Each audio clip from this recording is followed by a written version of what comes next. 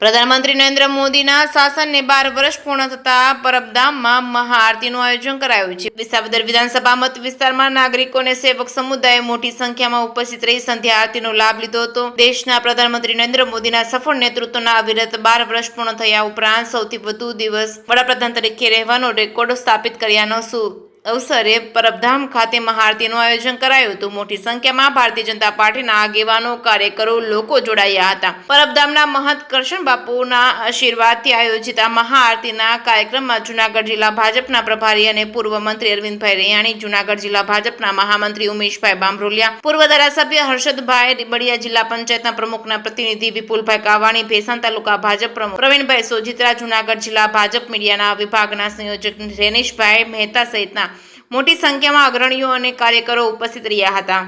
જે.કે. સિંહ ગુજરાત સાથે પંકજ વેગડા, ભેસાણ।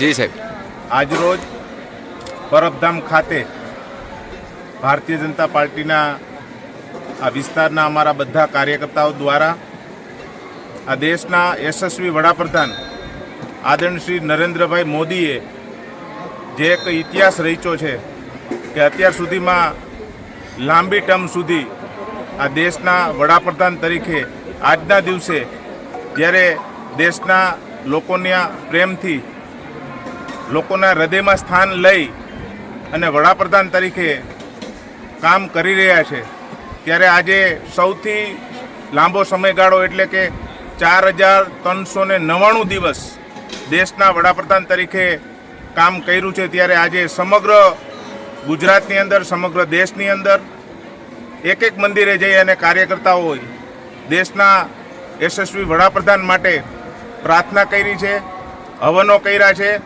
અને મોટી સદદેવદાસ, અમરદેવદાસ, લઘુમન સનાતનદાસ બાપુ, ગુરુ શ્રી કરશનદાસ બાપુ, આજે આપણા દેશના વડાપ્રધાન નરેન્દ્રભાઈ મોદી એક પદભાર સંભાળ્યાના 12 વર્ષ પૂર્ણ થયા હોવાથી આજે પરબધામ ખાતે મહાઆરતીનો કાર્યક્રમ રાખેલ હતો।